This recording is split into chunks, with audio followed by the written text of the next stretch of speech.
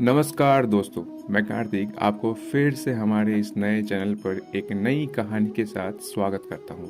आशा करता हूँ कि आप अपने जीवन में सुख एवं शांति से व्यतीत कर रहे हैं। तो चलिए शुरू करते हैं। आज की कहानी भगवान श्री कृष्ण पर आधारित है, जिसमें हम बात करेंगे भगवान श्री कृष्ण के रणछोड़ बनने की कहानी।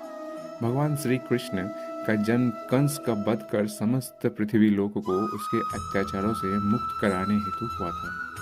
किशोरावस्था में ही वह गोकुल से मथुरा आ गए तथा दुष्ट कंस का वध किया। कंस की मृत्यु से दुखी उसके ससुर जरासंध ने एक विशाल सेना लेकर मथुरा पर आक्रमण कर दिया। इस आक्रमण में उसके साथ शिशुपाल और काल्यवन जैसे शक्तिशाली राजा भी शामिल थे। जल्दी सेना मथुरा जा पहुंची और मथुरा की राजसभा में कृष्ण तथा बलराम को सेना को सौंपने का संदेश भेजा गया। इस युद्ध को टालने तथा मथुरा के निर्दोष नागरिकों को बचाने के लिए कृष्ण ने रातों रात वहां से सैकड़ों किलोमीटर दूर समुद्र में एक नई नगरी द्वारिका का निर्माण करवाया। अपनी माया से उन्होंने समस्त नागरिकों को, उनके पशुओं को तथा संपत्ति को नींद में ही नई नगरी में पहुंचा दिया। अगले दिन सूर्योदय के समय कृष्ण तथा बलराम जरासंध की सेना के सामने जा पहुंचे और उसे लड़ने के लिए चुनौती दे दी। जैसे ही जरासंध और दूसरे राजाओं ने कृष्ण को मारने के लिए शस्त्र उठाए, दोनों भाई भागने लगे।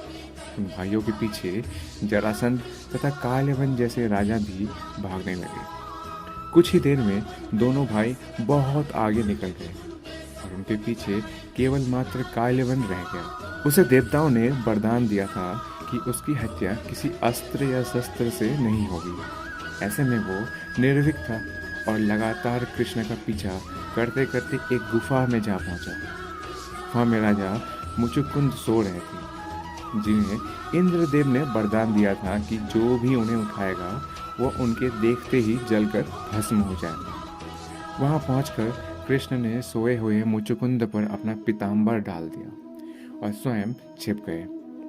काल्यवन भी वहां जा पहुंचा और सोए हुए मुचुकुंद पर पीताम्बर देख उन्हें ही कृष्ण समझ बैठा।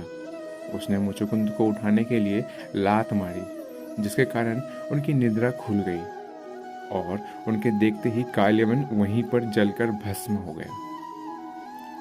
तत्पश्चात कृष्ण ने राजा मुचुकुंद को अपने चतुर्भुज स्वरूप में दर्शन दिए और उन्हें मोक्ष पाने का वरदान दिया।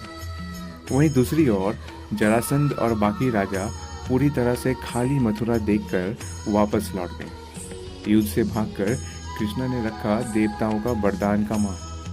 कृष्ण चाहते तो स्वयं भी काल्यवन और अन्य अधर्मी राजाओं का वध कर सकते थे, परंतु देवताओं के दिए वरदान का मान रखने के लिए ही उन्होंने काल्यवन को राजा मुचुकुंद के हाथों मरवाया। इसी तरह बाद में जरासंध का वध पांडु पुत्र भीम के हाथों करवाकर भूधरा का भार कम किया।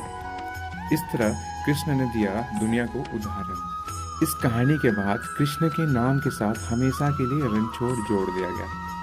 कृष्ण की इस कहानी से सीख मिलती है कि अनावश्यक ताकत का प्रदर्शन नहीं कर बुद्धि बल से काम लेना चाहिए। इस तरह हम अपनी शक्ति को खर्च होने से रोक सकते हैं और बड़े से बड़े संकट का भी सामना कर सकते हैं। दोस्तों, ये वीडियो यहीं समाप्त करते हैं।